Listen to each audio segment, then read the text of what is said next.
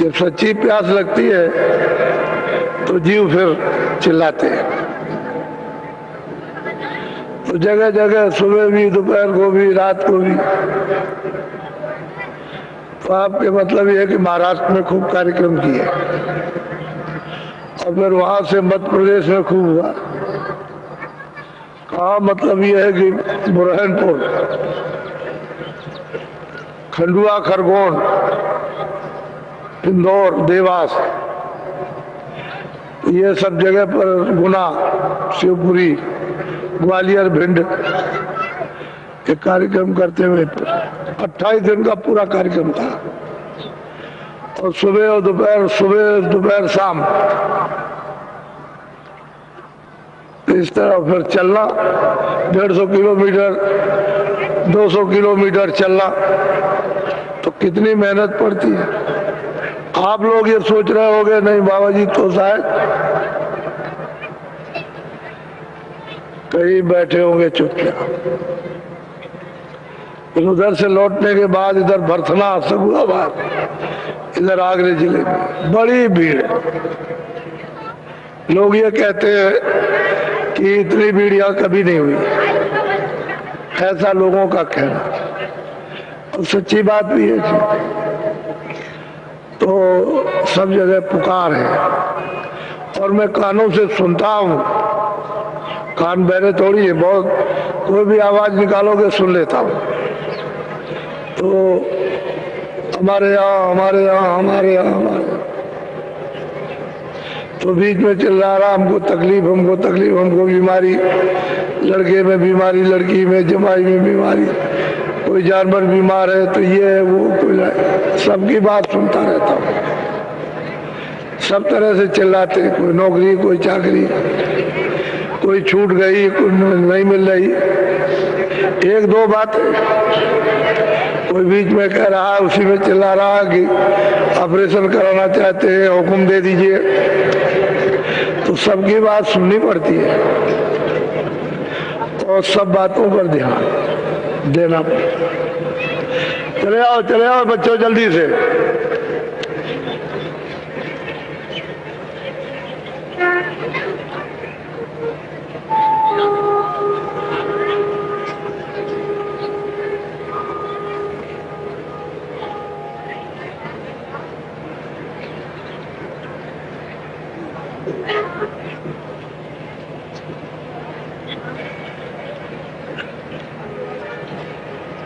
नायक साहब खड़े हो जाइए आप। जरा पीछे देखिए, पीछे देखिए कितने चले आ रहे, देखिए। आप बैठ जाओ सब।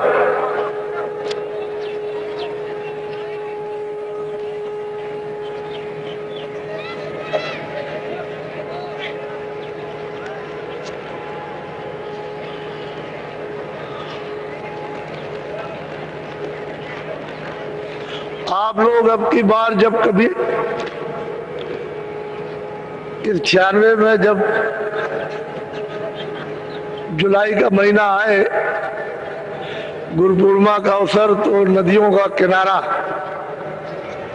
जो जिस तरफ रहे जरा छानबीन करके रखना, लेकिन मैदान चाहिए हमको। हम चाहते हैं नदी का किनारा हो। अभी जब काशी आओगे तो नदी के किनारे आपको बता दिया जाए कि ऐसा किनारा होता था। अभी काशी में होने जा रहा तो उससे मालूम हो जाएगा। तो नदी का किनारा अगर मिल जाए तो बहुत, क्योंकि कई जमीन में पानी नहीं है, पानी की व्यवस्था करो तो पाइप खराब हो जाते हैं, पानी निकलता नहीं है, दिक्कत होती है। पानी मिलना चाहिए, तो नदियों किनारे पानी मिल जाएगा। तो ऐसा आपकी बार यही कह रखा कि आप लोग तलाश करते रहो और आने जाने का रास्ता ठीक रहे, ताकि लोग सब चारों तरफ से आ जाएं। वो भी ध्यान में रखना है, रेलों को भी ध्यान में रखना कि रेलें भी चारों तरफ से आती जाती हों। तो ये ध्यान में रख करके तभी कार्यक्रम ठीक। अच्छा हो। और ये भूम ज्योतक जो आपके सामने ये आया है, वैसे इसकी स्थापना तो राजस्थान में गत वर्ष में जन्माष्टमी के अवसर पर हो गई थी। लोगों को ये कह दिया था कि अभी तो इसकी एक स्थापना हुई है, लेकिन इसका स्वरूप आपको थोड़े समय के बाद देखने को मिलेगा।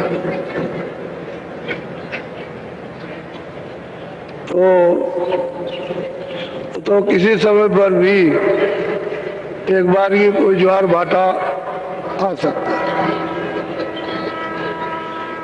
है। सबकी बुद्धियों का एक बड़ा दरिया बन सकता है। ऐसा कभी नहीं सोचना चाहिए कि मनुष्यों की हिंसा ही हो जाए तभी देश ठीक बनेगा। ऐसा भी सोचना चाहिए कि हिंसा भी ना हो और मानव ठीक हो जाए, देश ठीक हो जाए। ये तो कोई खूबी नहीं है कि मनुष्यों की हिंसा कर दी जाए। राजाओं को चाहिए कि प्रजा की हानि तो होनी नहीं चाहिए, क्योंकि प्रजा रहती है निर्दोषी। तो उनको इस कलंक से तो बचना ही चाहिए। वैसे ये कहा गया है कि तप करो तो राज मिलेगा, यानी तपस्या करने से तो राज दिया जाता है कि राज ले लिया। तो तब से राज और राज से नरक, घोर नरक, सीधा, उसमें बचने बचने का काम कुछ नहीं, सीधा नरक को जाता है। तो आप उसके पीछे पीछे पीछे पीछे कहाँ जा रहे हैं? वो तो नरक में जा रहा है। तो आप पीछे पीछे जा रहे हो तो आप भी जाओ, फिर आपको मिलेगा क्या? और मिला क्या? पीछे पीछे पीछे पीछे पीछे पीछे। और जब तपस्या करे और राज मिले तो राज को त्याग दे कि हमको राज नहीं चाहिए, तब भगवान मिलता है। तो राजा के लिए तो भगवान है ही नहीं, क्योंकि उसने तो राज पा लिया और सीधा नरक। अब जनता जो है उसे तो भगवान मिल जाएगा, क्योंकि उसे तो राज चाहिए नहीं। हमको तो दिन में काम चाहिए, काम किया, शाम को बच्चों की सेवा और मनुष्य मंदिर में भजन, तो भगवान मिलेगा। और वो तो राज मिल गया तो सीधा खुल गया दरवाजा, उसमें कोई रोक टोक नहीं, बस शरीर पूरा हुआ सीधे ले गए।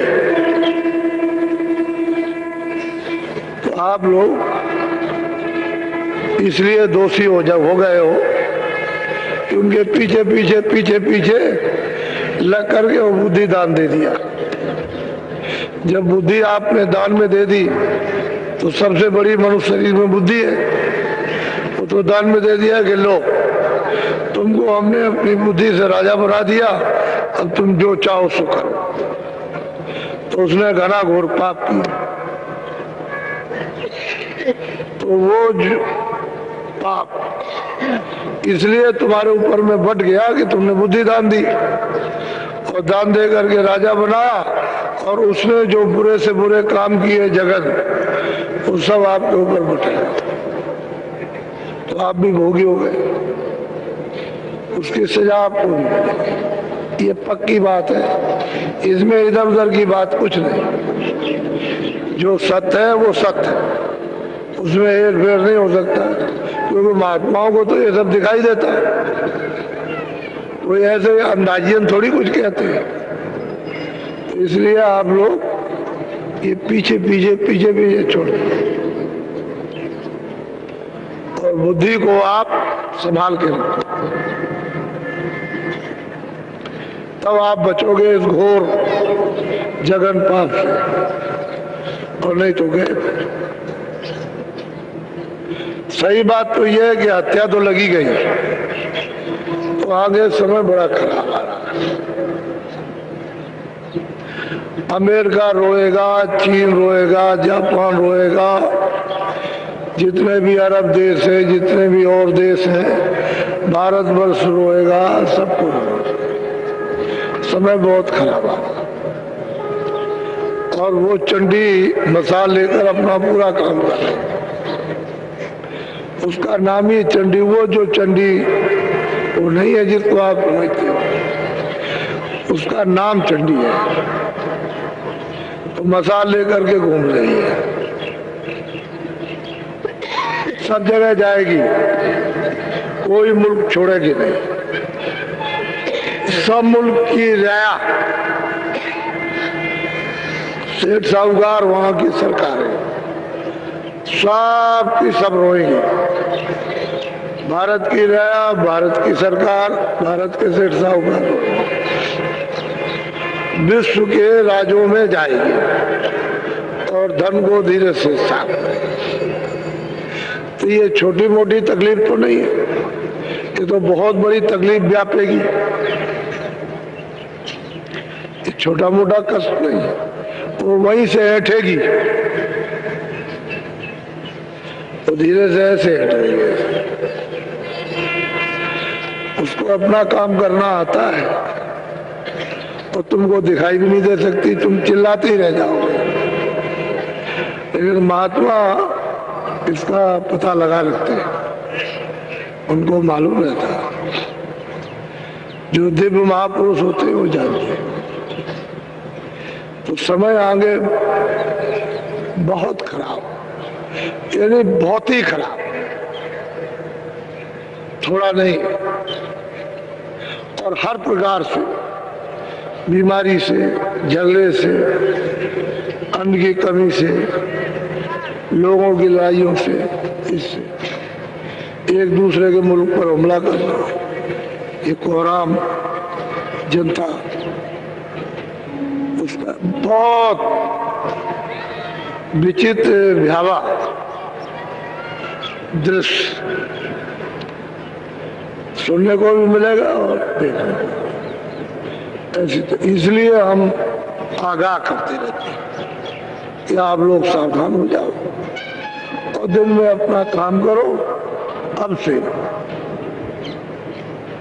शाम को बच्चों की सेवा, और तुमको पूजा पाठ करना नहीं आता है तो हम बता देते हैं कि मनुष्य मंदिर में अपनी जीवात्मा से ऐसे पूजा करो, इस तरह से भजन करो, 10 ही मिनट करो, 5 मिनट करो, तो इससे क्या होगा, बचाओ, आफत से बचाओ, मुसीबत से बचोगे, खिल जाओगे, फिर कोई चारा रहेगा नहीं। इसलिए पहले फिर ये नहीं कहोगे हमको नहीं कहा, तो हम सारे देश में कानों कानों तक आवाज पहुंचवा देते हैं। यानी बहुत आवाज पहुंच गई। अब थोड़े बहुत जंगल पहाड़ रह गए हैं तो भी पहुंची जाती है। और चाहता हूं कि लोग सीधे रास्ते से चल पड़े तो अच्छा है, नहीं तो ये तो ऐसे भी समझ आ रहा, वैसे भी खराब हो जाएगा। अभी तो कुछ मिल ही रहा, आगे और भी कुछ नहीं। इसलिए ये सब बातें तो महात्मा हितों की, लाभ की हमेशा बात किया करते हैं, बेमतलब की उनकी कोई बात नहीं होती है। तो समय ऐसा है, क्या किया है। और ऐसी लड़ाई आपस में, घर घर में, जाति जाति में, और धर्म धर्म में, और पढ़े लिखे पढ़े लिखों में, अनपढ़ अनपढ़ों में, और मतलब ये है कि राज करने वाले राज करने वालों में और प्रजा में और राजा में, इसमें उसमें सब में भयंकर मनुष्य में ऐसी ज्वाला जलेगी कि उसमें किसी का मन बुद्धि, किसी की आंखें, कान, हाथ, पैर स्थिर नहीं रहेंगे, स्थिर नहीं रहेंगे। ये बात आपको याद कर, इसलिए अपना सीधे रास्ते, किसी से बार बैर भाव नहीं। शिक्षा के लिए तो सब बता रहा कि पानी में जहर मिला हुआ है, दूध है अच्छा होता है लेकिन उसमें भी जहर मत पियो, वो तो बताना ही उसमें ये अच्छा है ये बुरा, ये बताना ही पड़ेगा। ये घूम जो तक है, ये देखिएगा आप कि एक ही शब्द से कितना सुधार होता है, ये आपको देखने की जरूरत है। यानी भूम जो तक, उनके सामने एक शब्द कि तुम्हारा ब्याज माफ कर दिया जाएगा। अब आप देखिएगा कि इनका कितना सुधार होता है। ये अनुभव करने की सबको जरूरत है। वही भूम जो तक अपने घर के दरवाजे को खोल देगा कि सब उठा ले जाइए, और ये कहेगा ये सब इनके काम। ये उस भूम जो तक की उदारता, उसकी उदारता देखिए कि उसका हृदय कितना विशाल और त्याग भाव का। तो देखिएगा कि ये शब्द क्या काम करता है। अभी तो थोड़े दिनों में आपको इसका परिचय मिल जाएगा। अच्छा, खुद अनुभव करो, ये नहीं कि अनुभव से सुन हो जाओ। हर चीज का अनुभव, पहले का, आरब का और आगे का अनुभव की जरूरत है। अनुभव जब करते रहोगे तो तुम बिल्कुल एकदम से पक्के भी हो जाओगे, कड़े। पढ़ने लिखने से कुछ नहीं, कड़ा होना चाहिए। पढ़े लिखे तो बहुत है, लेकिन कड़ा हो, जो कड़ा होता है वो पक्का होता है। जो कड़ा कुड़ा नहीं है वो कुछ नहीं। पढ़ने लिखने से कुछ नहीं। वो तो पढ़ने लिखने से तो वो कहते हैं कि पढ़े फारसी बेचे तेल, यह देखो करता के खेल। पढ़ने लिखने से करना चाहिए, मोटी सी सीधी सी बात। तो आपको ये सुना दिया गया कि भूम ज्योतिकों का एक सम्मेलन काशी में रेती पर 9, 10, 11 फरवरी को होने जा रहा है। वाह! अब यहाँ से 500 किलोमीटर तो इलाहाबाद है, और वहां से 80-85 मील और आगे काशी है। तो एक इधर और एक उधर, ऐसा बीच में भी कार्यक्रम आपके जो गांव-गांव में जगह जगह होंगे, वो भी छोटे नहीं होंगे, वो भी बड़े कार्यक्रम होंगे। तो उसको देख करके सब लोग यही कहेंगे कि ऐसे कार्यक्रम तो हमने कभी देखा नहीं। जबान से सबकी यही निकलेगा। तो धीरे धीरे धीरे धीरे धीरे धीरे धीरे धीरे, अरे सूरज धीरे धीरे चढ़ता है, धीरे तब दोपहर होती है, और धीरे धीरे धीरे धीरे उतरेगा तो शाम हो जाएगा। ऐसे धीरे धीरे सब काम अपनी जवानी पे जाएगा, फिर अपने बुढ़ापे पर धीरे धीरे। अच्छा, आप सब लोगों ने यहाँ आकर के सब देखा सुना और लोगों के प्रेम भाव, सेवा शुश्रूषा, तो उसमें निचोड़ ये निकालना चाहिए कि यहाँ तो सब मानव थे, यहाँ जात पात ये विवाद, इसका उसका उसका उसका छुआछूत का ये कोई विवाद नहीं होता, मानव थे, यही एक चीज थी और बाकी तो कोई विवाद। सब लोग यहाँ थे, सब अब भी हैं, हर वर्ग के लोग यहाँ हैं। तो ये आपको एक अनुभव की चीज निचोड़नी चाहिए, इसमें असली सार वो ये है कि मानो जाति पाति रगड़ा झगड़ा नफरत घृणा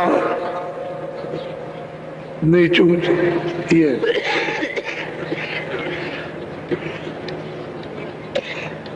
जब मनुष्य इसका शोधन करता है तो बहुत गंभीरता में चला जाता है, वो ये सोचता है कि सच्ची बात तो ये, आखिर में तो उसका जो विवेक है वो जवाब देगा ही कि इसी की जरूरत है और वही चीज पहले थी उसी के लिए, कहता है इसी की जरूरत है। जो सनातन थी बीच में बिगड़ गया लेकिन अंत में भी वही चीज, उसी की फिर इच्छा होती है। तो हम लोग पहले क्या थे, धीरे धीरे क्या हुए, धीरे धीरे फिर क्या हुए और आप ऐसे धीरे। तो बहुत अच्छा आप लोगों ने अपना समय दिया और आपको नामदान भी मिला। ये बात सत्य है कि मनुष्य शरीर किराए का मकान है और ने तो किसी ने कहा नहीं, हम जरूर याद दिलाते हैं कि मनुष्य शरीर अनमोल है और किराए का मकान है और समय पूरा होते ही जैसे ही श्वासों की पूंजी पूरी हुई, मकान मालिक ने फौरन आदेश जारी किया, सिपाहियों को भेजा और एक क्षण भी नहीं लगेगा मनुष्य मंदिर से जीवात्मा को निकाल बाहर कर दिया जाए। तो जब समझ लीजिएगा कि किराए का मकान ये पड़ा, ये मिट्टी है, जीवात्मा को निकाल दिया। अब ये जो शरीर से आपने काम किया है अभी तक, ये सब शरीर के लिए जो जमा किया है शरीर के काम आएगा। इसमें जीवात्मा के काम कोई चीज आने वाली है ही नहीं। और जीवात्मा के लिए कुछ कमा करके रखो, जब चलने लगे तो हम उसको साथ ले चले, तो हमारी रक्षा तो हो जाए। अब कमा करके आपने ये रखा, जब चलने लगे तो यही रह गया और ये ही रह गया, न ये इसके साथ रहे, इसके साथ कुछ ऐसा होना चाहिए।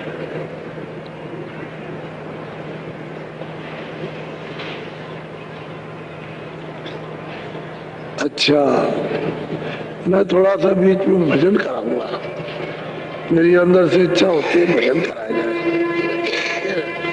तो अब तो सब नामदानी बैठे हो, क्योंकि अब तो नए लोग हैं नहीं, तो आप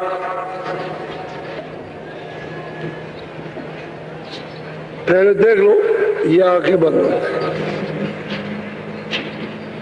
ये जीवात्मा बैठी इधर नहीं है, न इधर है न इधर है, ये है मन का हृदय, ये जगत का, इसको कहते हैं पिंडी मन।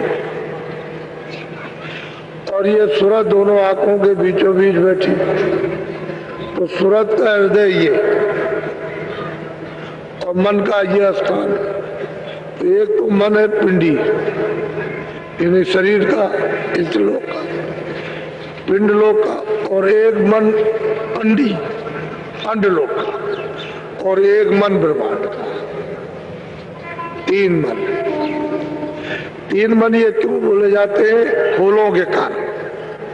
एक मन तो बिल्कुल पिंड लोक में गंदा, वासनाओं में लिप्त, और एक मन है अंधी, ऊपर जाएगा, और एक मन है ब्रह्मांडी। अब ये 3 मन हो गए और इनके मुकाबले, लेकिन असली इसका भंडार जो है ब्रह्मांड में है। यहाँ से अगर इसको साथ साथ ले जाया जाए तो जब वो अपने भंडार में ब्रह्मांड में पहुंचेगा तो भंडार में मिल जाएगा और वहां उसका सर्व सुख है। यहाँ तो कुछ नहीं, वहां से सूरत उसकी दोस्ती से, उसके जाल से अलग हो गई। सूरत अकेली आई है, इसको जीवात्मा रूप कहते हैं, वो अकेली आई। उधर से साथ नहीं आया, लेकिन ये नीचे से मसाला दिया गया है। तो कारण में तो शब्द स्पर्श रूप रस था। त्रिकुटी स्थान पर जहाँ ओम बैठे हुए वहां तो ये, तो सूरज जब आई ऊपर में तो वो शब्द रूप थी, तो नीचे उतार दिया तब उसको ये बोध हुआ कि शब्द क्या है, स्पर्श क्या है, रूप क्या है, रस क्या है, गंध क्या है, सुगंधी क्या है, ये सब 5 चीजों का तब उसको ज्ञान हुआ। पहले तो शब्द रूप स्वयं थी, नीचे उतर करके आई तो लिंग शरीर में मन बुद्धि चित्त ये लगा दिए। इनका अलग अलग भंडार है, एक इधर एक इधर एक इधर एक इधर। उस भंडार से मन, उस भंडार से चित्त, उस भंडार से बुद्धि और उस भंडार से प्राण। ये तो मन बुद्धि चित्त और अहंकार, इनके भंडार तो ये लगा दिया। लेकिन वो शब्द पर रूप रस गंध वहां गई, नीचे आई तो फिर 10 इंद्रिया और चतुर्संता का 10 इंद्रिया और मन बुद्धि चित्त अहंकार रजोगुण तमोगुण सत्वगुण। अब वो शब्द स्पर्श रूप रस गंध रूप, इस तरह से स्थूल शरीर में उतारा पाता, जल पृथ्वी अग्नि वायु आकाश। तो एक तो अंडी मन, एक पिंडी, पिंड और अंड ब्रह्मांड। तो उसका यहाँ पिंड में ये हृदय है मन का, यहाँ खुशी शोक यही सब, और ये सूरत बैठी हुई है दोनों आंखों के बीचों में।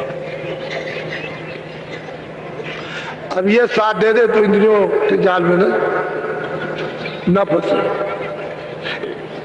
ये सूरत का साथ दे दे यहाँ से, तो सूरत अपने वजूद को, अपनी सत्ता को इकट्ठी कर ले जो उसने अपनी खो दी है। लेकिन ये साथ नहीं देता तो उसकी शक्ति संग्रह नहीं होती, उसका प्रकाश सिमटता नहीं है। इसको साथ लेना इसलिए जरूरी कि सूरत का शरीर से प्रकाश सिमट जाए और सिमट करके यहाँ आ जाए, तभी काम होगा। तो मैं सोचता था कि चलो भजन करा दिया जाए। तो आप लोग कपड़ा तो सिर पर डाल लेना थोड़ा सा, क्योंकि मान लो कहीं बैठे तो कपड़ा सिर पर डालोगे तो वो ये नहीं देखेगा भाई ये क्या कर रहे हैं, वो ये देखेगा बैठे होंगे। नहीं तो खुल्लम खुल्ला अगर देख ले तो कहेगा ये क्या कर रहे भाई, ये क्या कर, उसे तो कुछ मालूम नहीं है कि ये, तो ऐसे पर्दा थोड़ा सा डाल दे, तो थोड़ा सा जब मैं कहूंगा कि खोलो तब खोलना। मन बुद्धि चित्त इनको 7 आंखों के, दोनों आंखों के बीचों बीच में वो सूरज बैठी, उसमें एक कान है, उसके साथ रखना ताकि वो धीरे से सुन सके ऊपर की तरफ। कोशिश इसी बात की करो कहीं इधर उधर भाग के ना जाए, थोड़ा रुका रहे, धीरे धीरे लग जाएगा। जब बैठ जाओ, बैठो ऐसे,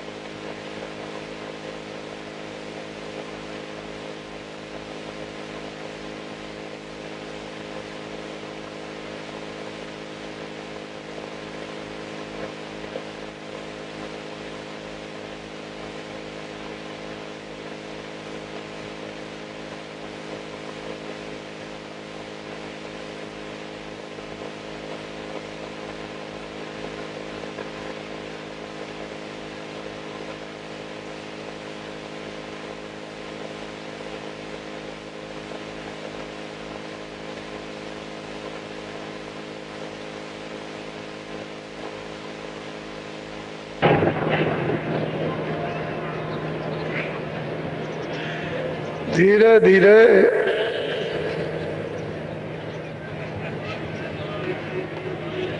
बैठक आ जाएगी। नए लोग होते हैं, थोड़ा सा उनका पैर थोड़ा थक जाता है, तो धीरे धीरे आदत पड़ जाएगी। जब करोगे आप 2, 4, 10 दिन के बाद, क्योंकि कभी तो ऐसे बैठे नहीं, तो जो लोग बैठते हैं उनकी आदत हो गई। ये बहुत अच्छा आसन है। तो देखा होगा ऐसे करते हैं, उसका मतलब है ये कि आसमान से आवाज आ रही है, उसे सुनो। तो वो जब भेद जानने वाले नहीं रहेंगे तो क्या बताएंगे। इसी तरह से सब मतों में ऐसे ही हो गया। जब जानने वाले नहीं रहे, उसकी कमाई वाले, तो फिर वो मतलब किताबें भी ऐसी रख दी, और वो मतलब ये कि लकीर के फकीर। महात्मा हमेशा कह के जाते हैं कि जीवों को जो नए आने वाले, उनको हमेशा खूब तलाश करते रहना चाहिए। अब जिनको मिल गया वो तो ठीक है, लेकिन हमारे बच्चे जब नए नए पैदा होंगे, उनको भी चाहिए रास्ता। तो हम जताते बताते रहे तब तो वो होशियार हो जाए, तो बताने ही बंद कर देते। तो आप चले गए, बस तो उनकी खोज बंद हो जाती है। हमेशा महात्माओं की खोज के लिए बराबर अपने बच्चों को भी निर्देश देते रहे, तब ऐसे फिर मिलन होता रहता है। तो खोज बंद हो गई तो पहचानने में नहीं आ सकते। अब वो सूरत ने सब कुछ डाला,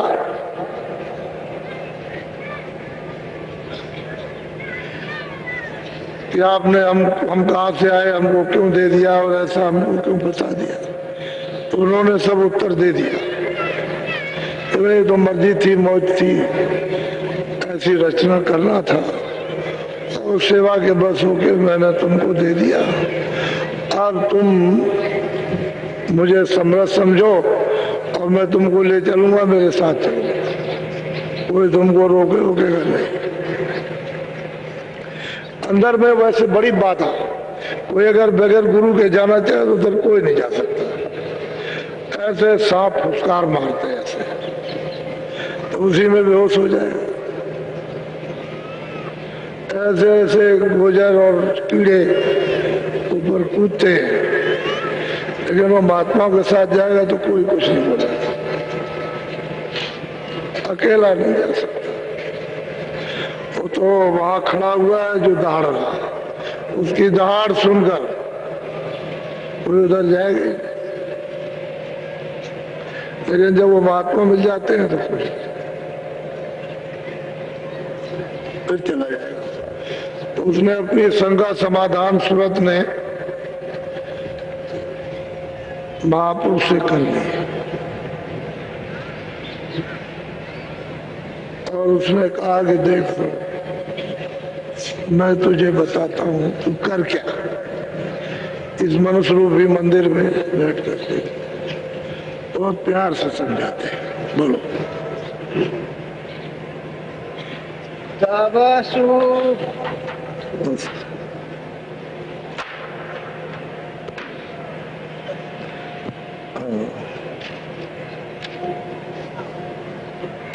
सूरत पूछे एक बात, स्वामी देव भेद विख्यात। अब वो पूछते हैं कि स्वामी अब हमको वो भेद दीजिए जिस रास्ते से चलना है,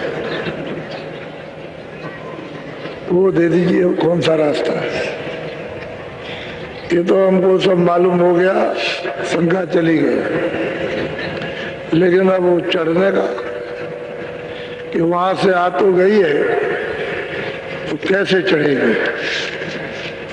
तो वैसे तो ये चढ़ गई, जो पूछ रही है वो चढ़ी हुई है, लेकिन वो लोगों के लाभ के लिए कि पीछे लोग जन्म लेंगे, उनको तो कोई रास्ता मालूम नहीं, तो उनको पता चलेगा। बोलो। तब स्वामी ने वचन सुनाया, मार्ग का यो भेद लखाया। महापुरुष ने बताया कि देख सुना, मैं मार्ग का सब रास्ता बताता हूँ, और जो बताऊंगा उसी रास्ते से तू चली जा, अपने घर में पहुंच जाएगा। बोलो। 5 नाम का सुमिरन करो, श्याम सीत में सूरत धरो। हाँ, वो कहते देख सूरत 5 नाम का सुमिरन करना। वैसे जब कबीर दास जी हाथ में आए तो उनको भी लोग भूल गए, ये सब भूल गए। नानक जी आए, ये सब भूल गए। कहते 5 नाम का सुमिरन, अलग अलग 5 नामों का सुमिरन करो, और उसके बाद फिर ध्यान करो। तो इस सूरत को श्याम से, चारों तरफ से मतलब है नीला आकाश, और बीच में वो जड़े हुए हैं, बिल्कुल श्वेत है। कहते हैं सूरत को अपनी दृष्टि में जमा, 5 नाम का सुमिरन कर, और फिर उनकी दया ले तो ध्यान कर। ध्यान में कहते हैं कि श्याम से, उस श्यामी से कहते हैं चारों तरफ नीला है और बीच में सफेदी है, उसमें तू अपनी सूरत को जमा। निशान बता रहे कि तेरी आंखों के सामने, जब तू अपनी दृष्टि जब बंद करेगी, अंदर की आंख से देखेगी, तो वही जो काला तिल है उसी में होके दरवाजा हो जाएगा। काला तिल ऐसे फट जाता है, ऐसे। तो तू जरा सा उसी मध्य में होकर के देख, तो श्याम से आकाश में खिलाऊंगा, उसमें अपनी सूरत को जमा, इन्हीं दृष्टि को जमा, उसी में दृष्टि रोक करके ना। बोलो। प्रथमे सुनो गगन में बाजा, घंटा शंख बहुत प्यार से समझाते हैं कि देख श्याम क्षेत्र में तो अपनी सूरत को जमाएगी, यहीं से आवाज सुनाई देती है कि आकाश में आवाजें बनाई। कहते हैं प्रथम ही सुनो गगन में बाजा, आकाश में ये बाजे सुनाई देना शुरू हो जाएगा। कब होगा? जब वो श्याम क्षेत्र में तू सूरत को जमाएगी, उसका जब साक्षात करेगी, और वो है चरण कमल, उनमें बहुत प्रकाश है, ये सूरज में कुछ नहीं। इसके प्रकाश का उसके प्रकाश का कोई। सहस कमल दल ज्योति लखाई। तू गगन में बाजा सुन, घंटा और शंख की आवाज हो रही है, सुनाई देगी साफ। जब घंटे और शंख की आवाज को जब तू सुनेगी, तो सुन सुन कर तू तो रीझी जाएगी, लेकिन सुन करके उसमें तू लय हो जा, उसी घंटे और शंख की आवाज में लय हो। तो वो आवाज सैदल कमल से आ रही है, तो सूरत को इस तरह से खींच रही है।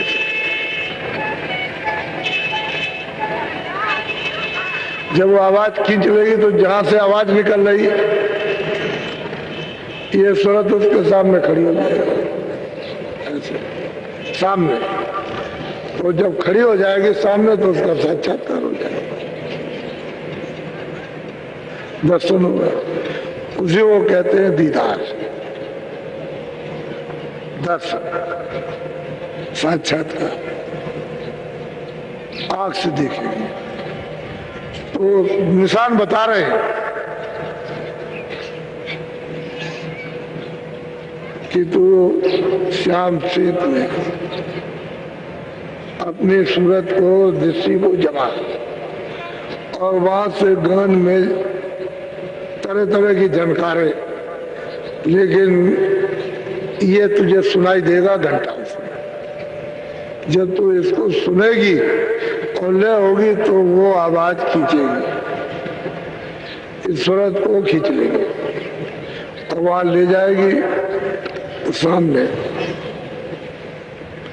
जो ज्योति स्वरूप विराजमान है उनका। वैसे नीचे और भी ज्योत है, उनका कोई हवाला नहीं, तो मिलती तो सब है, लेकिन इसमें कोई जिक्र की जरूरत नहीं है। इसमें तो बहुत सीधा साधा इसे सूरत को समझा रहे हैं कि तू ऐसे ऐसे कर तो ये होगा, क्योंकि जाना तो अब रास्ते ही से, इस रास्ते से नहीं चलोगे तो मुकाम पर नहीं पहुंचोगे, किसी मुकाम पर नहीं पहुंच सकते हो तो रास्ता ही जाने का। और ये लोग सब मुकाम पर बैठे हुए हैं, ये मुकाम पर, वहां के वाला ऊपर, इस तरह से बैठे। तुम रास्ते से जाओगे तो मुकामों के मालिक मिलेगा, रास्ता छोड़ दोगे तो उनमें से कोई नहीं मिलेगा। तो निशान बता रहे हैं कि शाम से मैं सूरत को अपनी जमा और पृथ्वी सुन गगन में बाजा। पहले ही पहल गगन में आवाजें आएंगी बाजों की, जब सुनाई देने लगे तो घंटे और शंख की आवाज को छाट ले और उसमें ले हो जाए। बोलो। बंक पार त्रिकुटी में गई, ओंकार और राड ढोने लाई। कहते हैं कि जब उसका साक्षात्कार हो गया सैदल कमल में ज्योति स्वरूप निरंजन भगवान का, तो वहां से और आवाजें ये छूट जाएंगी, ये अपने मुकामी पर रह जाएंगे, आगे नहीं। ये ऊपर की तरफ आवाजें नहीं जाती, इनकी जो सीमा है उसी के अंदर। तो ऊपर की तरफ में जब तू उधर देख तो बहुत किस्म किस्म के पहाड़ है, तरह तरह के पहाड़ दिखाई देंगे, बहुत बड़े बड़े। इन सब पहाड़ों को ढेर कर दीजिए तो उसकी बराबरी इतने की भी बराबर नहीं। बहुत बड़े बड़े पहाड़। कहते हैं उन पहाड़ों पर ऊंची नीची घाटी है, तो कितने लाखों यानी योजन नीचे चले जाइए तो कोई पता नहीं चलता। फिर ऊपर चढ़िए तो कुछ नहीं, दाएं बाएं जाइए तो कहते हैं ऊंची नीची घाटी है, तो रास्ता टेढ़ा मेढ़ा है। बंक कहते हैं टेढ़े रास्ते, ऊपर भी गया, नीचे भी चला गया, ऊपर चला गया, टेढ़ा भी गया, फिर इधर भी गया। अब वो जो उस रास्ते को जानता है वो तो सूरत को चढ़ा ले जाएगा,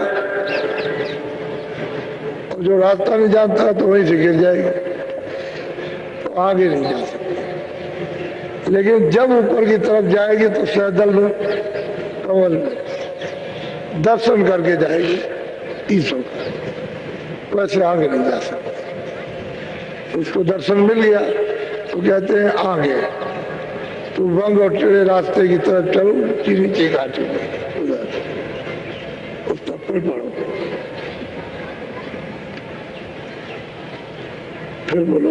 आगे पहुंची सोन मजार, रंकार ढोने सोनी पुकार। सैदल कमल से ऊपर जाएगी और वहां ऊंची नीची घाटी, तो मतलब त्रिकुटी मुकाम है वो, तो ब्रह्म विराजमान। और वो हमेशा बादलों की गर्जन और मृदंग बजता रहता है, तो आवाज सुनाई। जैसे ऊंची नीची घाटी, नीचे गई ऊपर गई, नीचे उतरी ऊपर उतरी, वो तो ऐसे गई फिर नीचे चली गई फिर ऊपर चढ़ी, ऐसे बहुत ऊंची नीची घाटी, तब ये आवाज सुनाई देती है। तो कहते हैं कि वहां त्रिकुटी स्थान है, उस पर ओम विराजमान है, ब्रह्म वो बैठे, वो विराजमान हो। तो जब वहां जाएंगे तो उनका दर्शन, वो तो बहुत ही सुंदर है।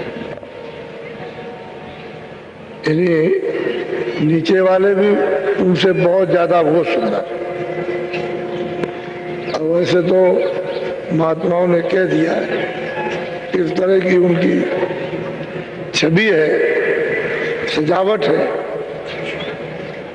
और कितनी सुंदरता खूबसूरती, वो यहाँ बयान नहीं की जा सकती, बहुत सुंदर। तो कहते हैं वहां मुकाम पर पहुंच करके उसका साक्षात्कार, उसका दर्शन, इसी को संतों ने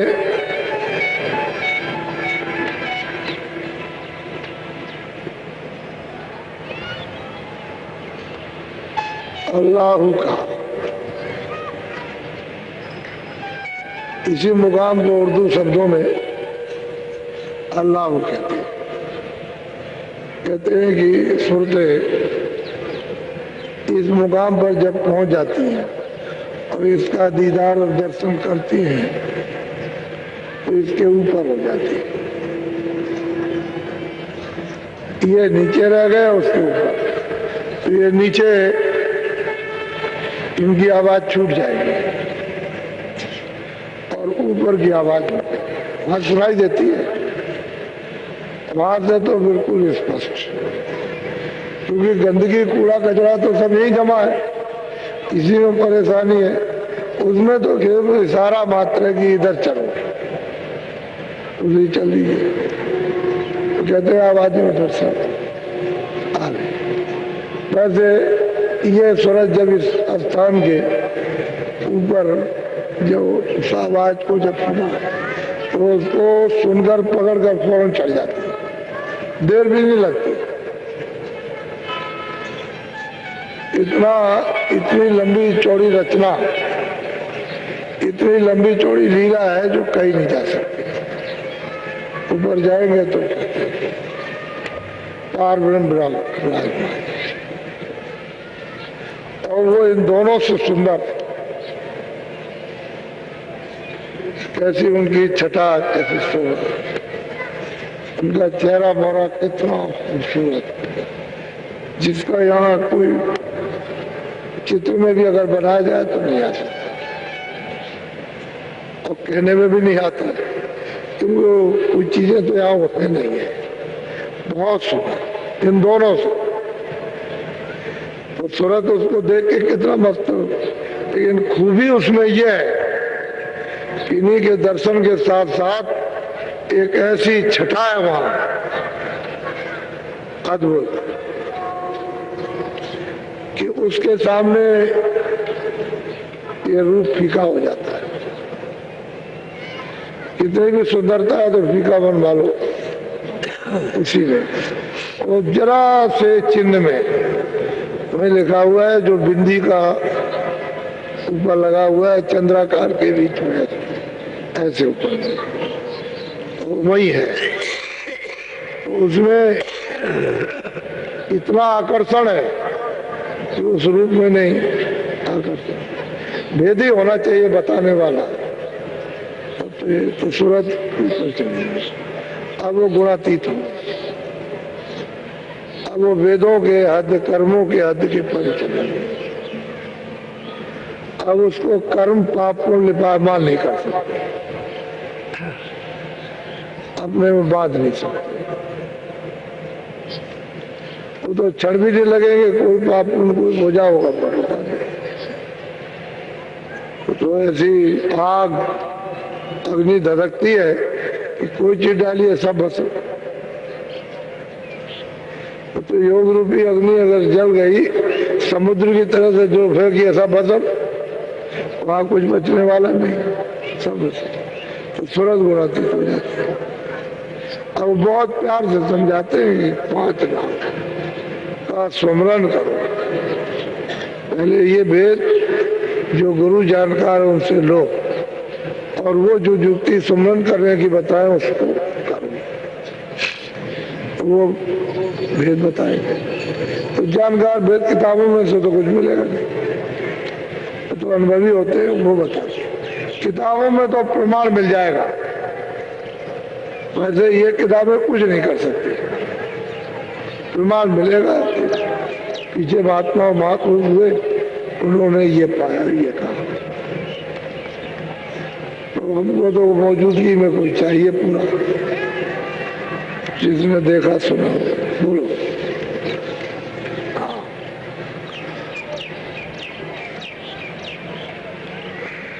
बोलो।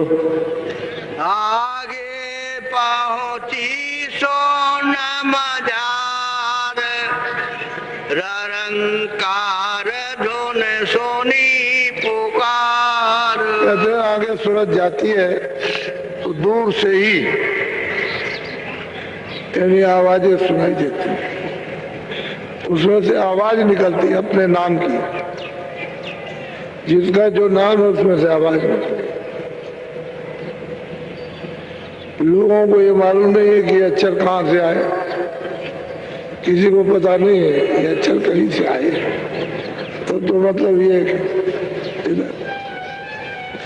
तभी भाषा में आपने प्रयोग किया। भाषा अगर पहले से नहीं होती तो फिर भाषा क्या पड़ती, भाषा थी ऊपर से आई है। बोलो।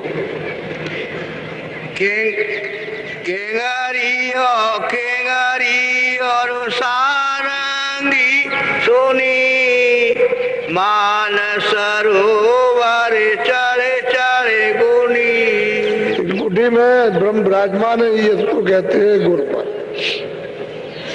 यहाँ गुरु बैठे हुए, उनका रूप अलग है, इनका रूप अलग है, लेकिन वही बैठे हुए। तो ऐसा त्रिकोण है त्रिकुटी कि जहाँ ब्रह्म भी है गुरु भी है, तो गुरुपद कहते हैं। जब 10वें द्वार में पार ब्रह्म को प्राप्त करेंगे तो ये है पिया पद, इनको पिया पद कहते हैं। और जब सूरत आगे जाएगी सतलोक में हो सतलोक सदगुरु पद। तो कहते हैं कि जब ये आवाज सुनी किंगरी सारंगी की तो फौरन खींच के ले जाएगी और ये पहुंचाएगी कहाँ, मानसरोवर। स्नान करने के लिए सूरत स्नान कर, वहां जाके स्नान होता है। बोलो।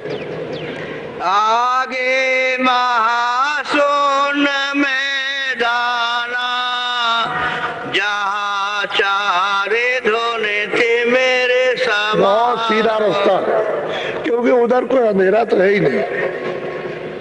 अब वही बताना, जैसे दिल्ली गए दिन में, उनका देखो तो ये दिल्ली है, ये है, ये है, ये आगे गए तो ये है, फिर उसके बाद ये गए, ये अम्बाला पड़ा, ये मतलब है कि अमृतसर, तो वो तो दिखाई देता है, अंधेरा तो है।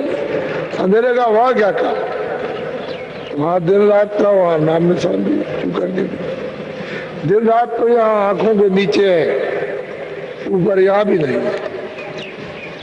तो कहते हैं कि वहां तो महाकुंभ का इतना बड़ा मैदान है कि अरबों खरबों जोजन का मैदान, उसमें अब सूरत गुरु रहेगा तो उसको पार कर सकेंगे। इतना वो चमक दमक सुंदर खूबसूरत नित्य प्रति किस तरह के वहां पर रचना के दृश्य होते हैं। ऐसा नहीं, लेकिन बहुत प्रकाश हुआ। और यहीं पर एक एक वृक्ष कितने करोड़ों करोड़ों योजन की बुलंदी रखता है इसी मैदान में। और ऐसा मालूम होता है कि मतलब ये कि ये सारा का सारा जितना भी 3 लोग है ये सब उसमें समाये हुआ है। ऐसे ऐसे दरख्त और किस तरह के दरख्तों में खेल तमाशे हो रहे वो अद्भुत से। तो बहुत दरख्त है, ये 1-2 दरख्त है, ऐसे ऐसे बुलंदी रखते हैं, उसकी शोभा महापूर्णता है। ओम महाशून्य का मैदान है। बोलो।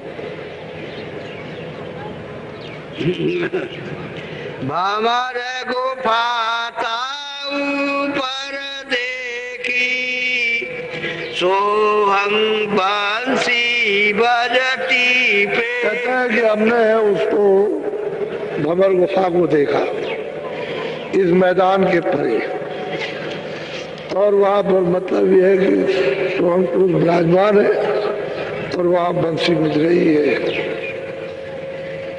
हमने उसको सुना देखा कि किस में से बंसी बज रही है और अखंड बज रही है। अब इतना लंबा चौड़ा मैदान हो तो भंवर गुफा देश की तो बात ही छोड़ी है। इसका मैदानी स्वरूप में इतना लंबा, कहते हमने उसको देखा और वहां बंसी बज रही है अखंड। ये महाकाल पुरुष, इनको पूरा अधिकार दिया है महाप्रलय में कि ये सब की प्रलय कर देते हैं, इसलिए उनको कहते हैं महाकाल। ये अधिकार इन्हीं को है। तो जिस समय पर ये अपनी आवाज को वहां बैठ के बंद करेंगे तो ये सब यहां से सिमट चलेगा, कुछ नहीं, कोई चीज नहीं रहेगी। ईश्वर रहेंगे, न स्वर्ग रहेगा, न वैकुंठ, न मृतलोक, और न मतलब ये है कि ब्रह्मांड रहेगा, न पार, सब समेट के चले जाएंगे। कोई चीज कहीं कुछ है नहीं, रेसे भर में कोई चीज नहीं रह सकती, ये सबको समेट लेते, इसलिए इनको महाकाल पुरुष। कोई महाकाल पुरुष ऐसे नहीं जो सबको समेट ले और चटाई की तरह से लपेट लेते ऐसे। और कितने युग भी जाएंगे, किल्मे कल भी जाएंगे तो ऐसे ही लिपटा रहेगा। फिर जब कभी मौज मर्जी होगी तो फिर फैला देगा, फिर विस्तार कर देगा। बस इनके नाके तक तो महाप्रलय जाती है, किसके आगे नहीं, उसके आगे नहीं जाएगी। तो सूरत को समझा रहे, देख मैंने देखा, तो तुझे इस रास्ते से चलना है, चल तू भी चल, और तू भी वहां चल के देख। वैसे तो ये ले गए, इन्होंने सब दिखा दिया, लेकिन उस सूरत ने प्रश्न ऐसा किया है कि इन जीवों के हित में हो, और इसका फायदा ये सब उठाए। बोलो।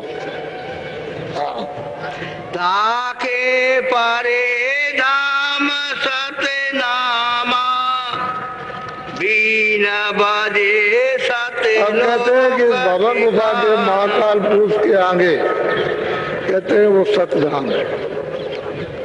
अब उसका क्या पारावार है,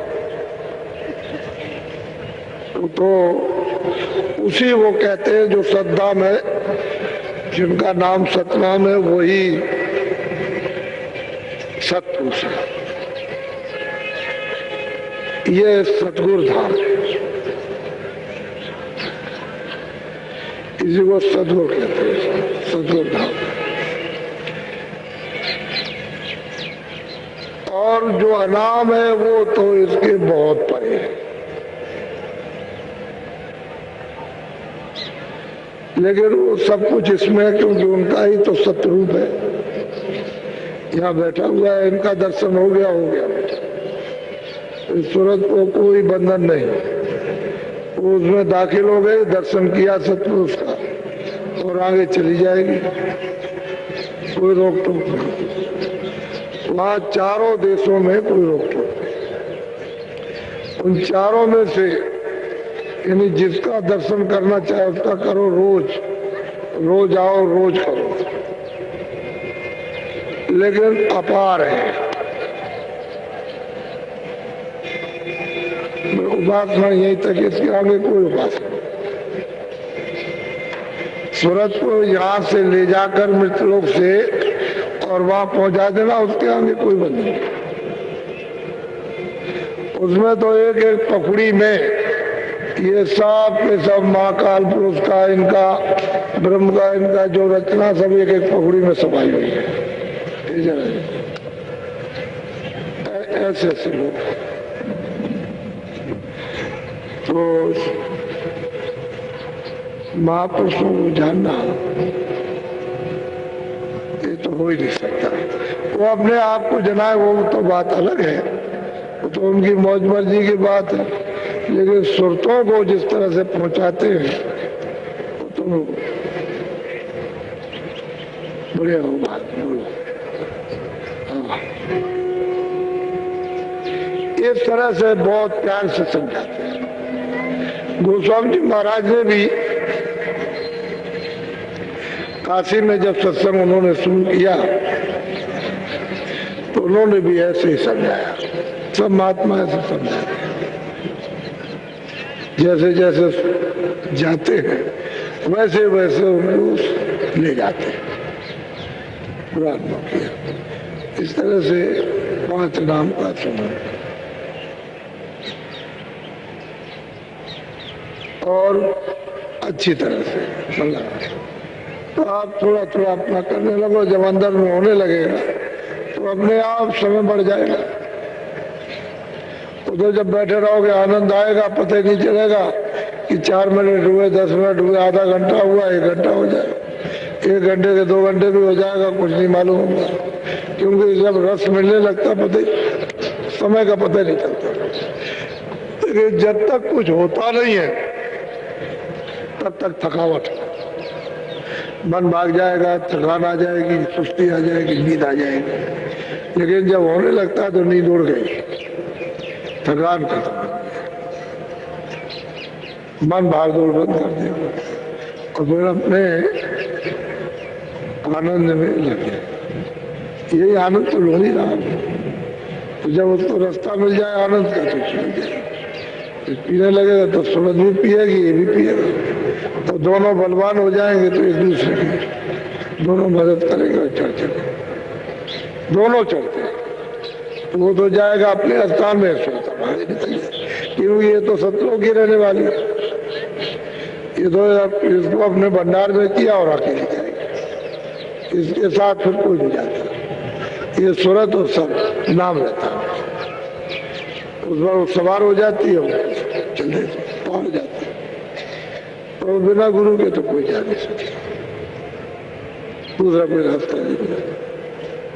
किताबें कुछ बताएंगे नहीं, उनको लिख दिया महात्माओं ने अपना, तो वो तो बताएंगे नहीं। लेकिन गुरु मिल जाएगा तब वो जुट्टी देंगे, तभी पा जाएंगे। तो आप लोग साधक भजन रोज,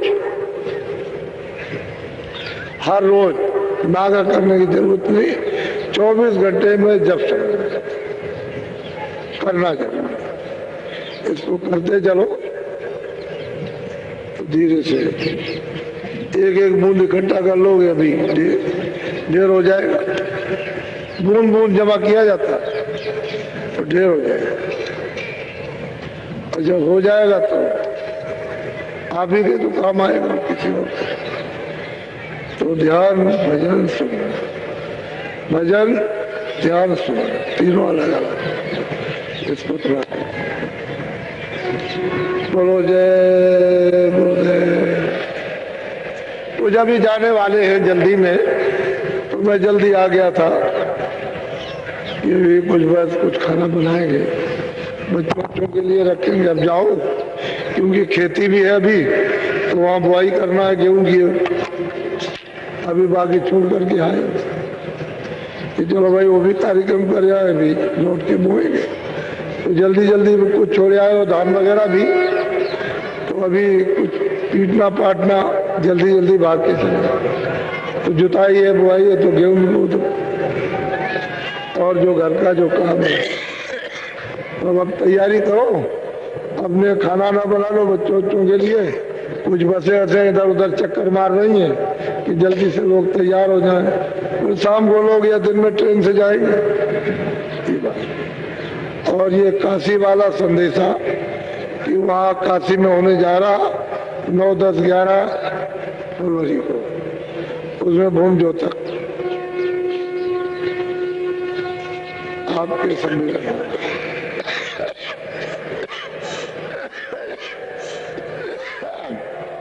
बोलो जय गुरुदेव।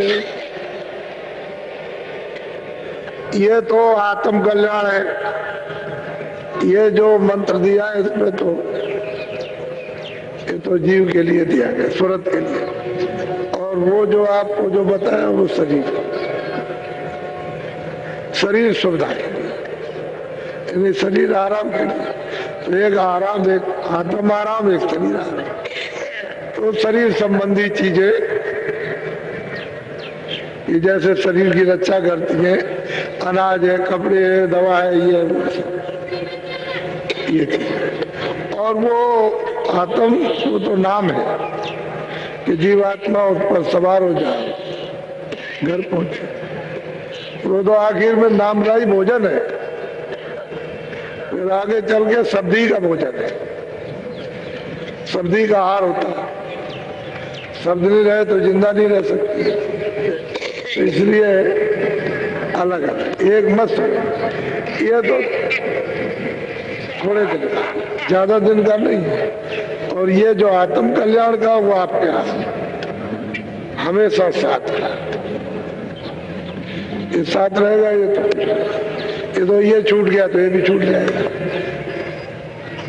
तो दोनों बातें आपको अभी बताई हैं। और हम सिर्फ रमा कराना चाहते हैं कि रमा हो जाए। ऐसे मतलब ये है कि गिर करके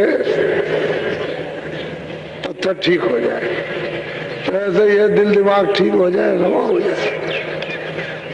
इसलिए 3 महीने 13 दिन जोर शोर के साथ में अभी जो सूचनाएं मिलती रही कि बड़े प्रचार, बड़ी शोभा यात्रा बड़ी है, तो खूब अच्छी तरह से योजना बनाकर विधिवत ये शोभा यात्रा काएगी कि शासन हम पर वही करेगा। ये बात, और वोट हमारा उसी पर पड़ेगा।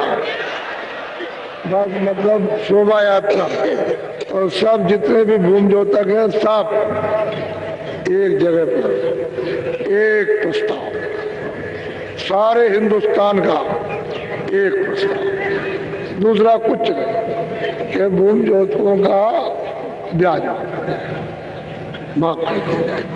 एक ही प्रस्ताव और कोई प्रस्ताव, और कोई प्रस्ताव है ही नहीं, यही प्रस्ताव। और तो जितने प्रस्ताव है सब मन चले। और ये असली सिद्धांत का प्रचार है, असली काम। इसलिए आप इसमें सब, और अभी सूचना आई है कि 20-20 हजार आदमी एक एक जगह पर, 15-15 हजार आदमी एक एक जगह पर। कहते हैं कि वो तो आपकी बात छोड़िए, हम लोग हो गया। तो बताइए, अभी तो कुछ था नहीं, तब ये होने लगा। और अब देखिए, अब ये सब समझने लगे कि ये सब चीज मेरी है, ये बाबा जी की नहीं है, मेरी है। भाई तुम अपनी चीज को पकड़ो और हमेशा अपने काम लो, संभाल के रखो। सोना चांदी रोज रोज हाथ में नहीं लिया जाता, रखा रहता है, जब जरूरत पड़ती है तब हाथ में लेते हैं। तो वैसे इसको संभाल के रखो, लेकिन पकड़ तो लो उसको, मिल तो जाए। पकड़ में आ जाए, अभी तो आपको मिल ही नहीं रहा, पकड़ में नहीं आए तो क्या संभाल के रखोगे? तो चीज मिल जाए तो महात्मा पकड़ा देंगे धीरे के बाद, अब पकड़े रहो। अगर दुनिया ठीक ना हो जाए तब अब तुम उसको समझते ही नहीं हो, तो जल्दी से अब तैयारी करो बाल बच्चों के लिए। बोलो जय।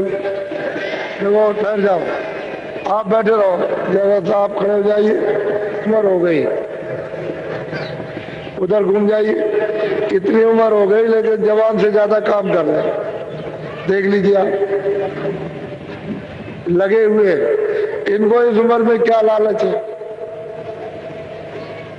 इस उम्र में कि भाई तुम्हारा सबका भला हो, तो ऐसे ही लोग निकल आएंगे, इनमें से जवान निकल आएंगे, बैठे इनमें से।